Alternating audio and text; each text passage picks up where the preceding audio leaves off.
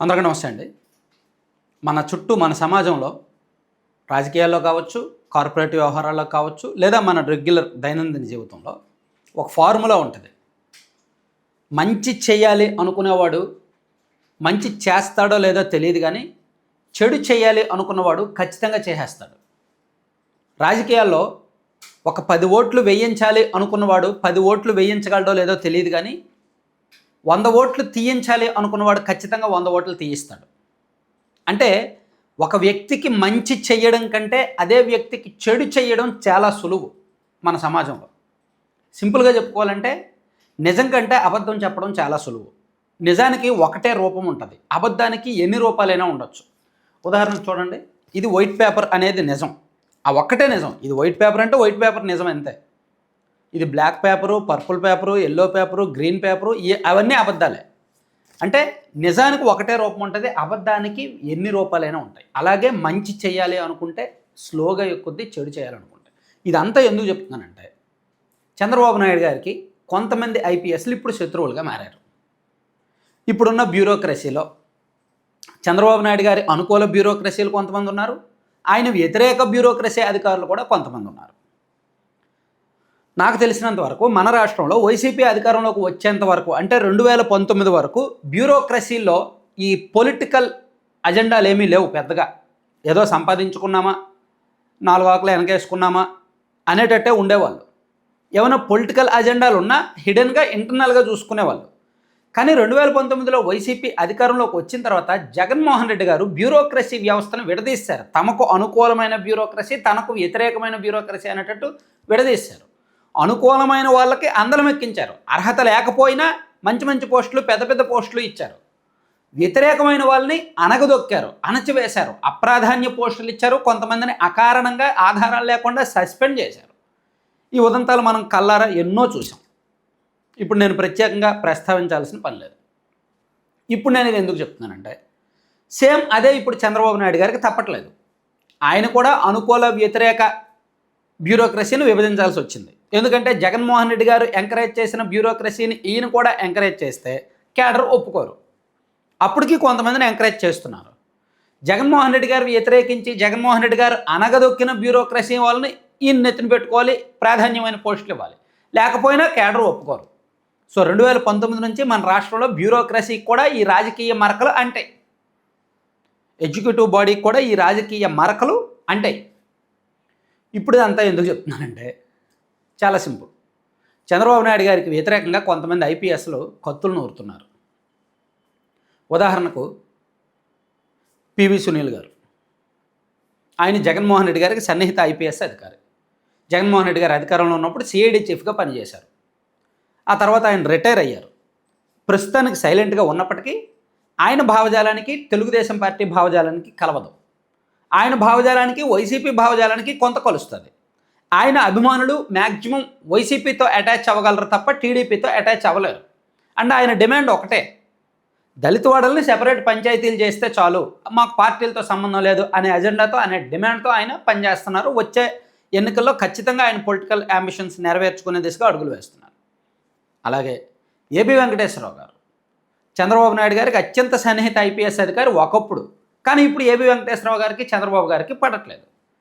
కూటమి ప్రభుత్వం అధికారంలోకి వచ్చిన తర్వాత ఏబి వెంకటేశ్వరరావు గారికి ప్రాధాన్యమైన పోస్టు దక్కుద్దామని ఆయన అభిమానులు కొంతమంది ఆయన సన్నిహితులు ఆశించారు. చంద్రబాబు నాయుడు గారికి ఏబి వెంకటేశ్వరరావు గారి పనితీరు గతంలో 2019 ముందు ఈయన అంత కరెక్ట్గా పనిచేయలేదు. అంతగా పనిచేస్తే వివేకానంద రెడ్డి గారి కేసు ముందే తెలిసేదే, అలర్ట్ అయ్యే వాళ్ళం, అలాగే 23 సీట్లకు పరిమితం అయ్యే వాళ్ళం కాదు. సో ఇంటెలిజెన్స్ వంటి కీలకమైన విభాగం ఈయన చేతిలో పెట్టినా ఈయన అంత కీలకంగా పనిచేయలేదు అనేది టీడీపీ అండ్ చంద్రబాబు నాయుడు గారి అత్యున్నత స్థాయి వర్గాల వాదన. ఏబి వెంకటేశ్వరరావు గారు, నేను టీడీపీ కోసం పనిచేశాను కాబట్టి జగన్మోహన్ రెడ్డి గారు నన్ను 5 ఏళ్ల పాటు అనగదొక్కారు, అణచివేశారు, మంచి పోస్టింగ్ ఇవ్వలేదు, నా కెరీర్ లాస్ట్లో నన్ను ఇబ్బంది పెట్టారు, అభియోగాలు మోపారు, ఆరోపణలు చేశారు, ఇబ్బంది పెట్టారు అనేది ఏబి వెంకటేశ్వరరావు గారి వాదన. సో ఏబి వెంకటేశ్వరరావు గారు జగన్మోహన్ రెడ్డి గారి బాధ్యతదే. కానీ చంద్రబాబు గారు అధికారంలోకి వచ్చాక ఈయనకు పోస్టింగ్ ఇవ్వలేదు సరికదా, ఒక చిన్న పోస్టింగ్ ఇచ్చి అవమానించారు. ఏదో ఒక మండల స్థాయి, గ్రామ స్థాయి కార్యకర్తకి ఇచ్చే పోస్ట్ ఇచ్చి అవమానించారు. దాంతో ఇప్పుడు ఏబి వెంకటేశ్వరరావు గారు ప్రభుత్వానికి వ్యతిరేకంగా, మరీ అభ్యంతరకరంగా, అసభ్యకరంగా ఎక్కడా మాట్లాడలేదు, కానీ చాలా పద్ధతిగా, చాలా ప్రొఫెషనల్గా, చాలా హుందాగా, చాలా బాధ్యతాయుతంగా కీలకమైన సమస్యల మీద ఆయన ఫైట్ చేస్తున్నారు. జనంలోకి వెళ్తున్నారు.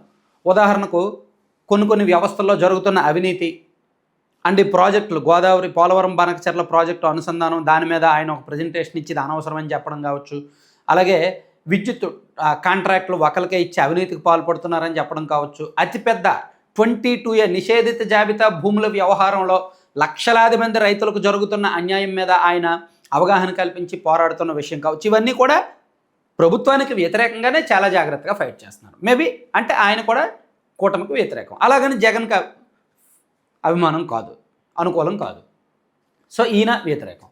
ఇక పిఎస్ఆర్ ఆంజనేయులు గారు ఈ నెలాఖరుతో రిటైర్ కాబోతున్నారు. సీనియర్ ఐపీఎస్ అధికారి. పొలిటికల్గా ఈయనకు చాలా పెద్ద సర్కిల్ ఉంది, చాలామందితో పరిచయాలు ఉన్నాయి. సో ఈయన కూడా జగన్మోహన్ రెడ్డి గారు అధికారంలో ఉన్నప్పుడు ఒక హోదా అనుభవించారు, చాలా తప్పులు చేశారు. ఇప్పుడు ఆయన రిటైర్ అవ్వబోతున్నారు. సో ఇప్పుడు ఆయన ప్రస్తుతానికి జైల్లో ఉన్నారు. ఆయన మీద తీవ్రమైన అభియోగాలు ఉన్నాయి. ఈ గ్రూప్స్ పరీక్షలు జరుగుతున్నప్పుడు ఆయన తనకు అనుకూలమైన వ్యక్తులకు పోస్టింగ్లు ఇచ్చారని, ఏపీపీఎస్సీ చైర్మన్గా అనేక అవకతవకలకు పాల్పడ్డారని కొన్ని అభియోగాలు ఉన్నాయి, చాలా వరకు నిరూపితమయ్యాయి. కాబట్టి ఆయన జైల్లో ఉన్నారు. సో ఇది అందుకు ఆయన చంద్రబాబు గారి మీద కక్ష కట్టారు, టీడీపీ మీద కక్ష కట్టారు. అలాగే ఇంకా కొంతమంది కాంతిరాణా టాటా లాంటి ఐపీఎస్ అధికారులతో సహా ఇంకా చాలామంది ఉన్నారు. సో ఇప్పుడు వీళ్ళందరూ కూడా ఒకటవబోతున్నారు.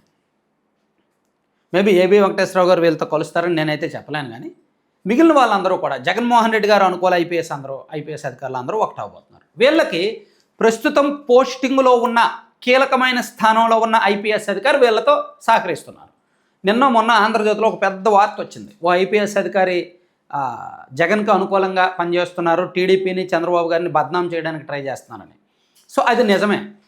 ఇలా ఐపీఎస్లు పోస్టింగుల్లో ఉన్నోళ్ళు, పోస్టింగుల్లో లేనోళ్ళు, అరెస్ట్ అయిన వాళ్ళు, రిటైర్ అయిన వాళ్ళు అందరూ కలిపి చంద్రబాబు గారి మీద వ్యతిరేకంగా ఒక పెద్ద ప్రయత్నమే చేస్తున్నారు.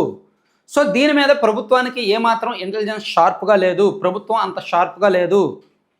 సో ఈ నష్టం చాలా ఎక్కువ ఉంటుంది. నేను స్టార్టింగ్లో చెప్పాను చూసారా, మంచి చేయాలి అనుకునేవాడు ఎంత మంచి చేస్తాడో తెలియదు, కానీ చెడు చేయాలి అనుకునేవాడు ఖచ్చితంగా చెడు చేస్తాడు.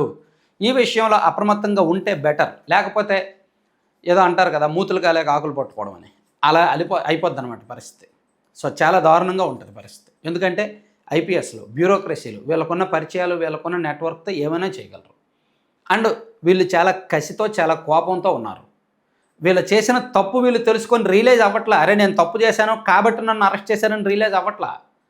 నేనేమీ తప్పు చేయలేదు, ఏ పాపము ఎరుగును, నన్ను అకారణంగా జైల్లో పెట్టారనే ఒక ట్రాన్స్లోనే ఉన్నారు. అంటే ఏ మనిషి అసలు మన భూమి మీద ఏ మనిషి అంత నిజాయితీ పరుడు? ఎవరు తప్పు ఎవరు ఎందుకు ఒప్పుకుంటారు? ఆ ఒప్పుకోవడానికి సెల్ఫ్ ఈగో ఒప్పుకోదు కదా.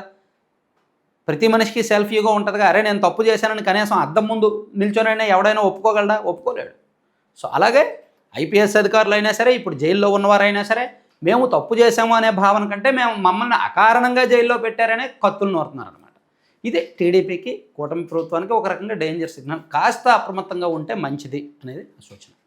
Thank you.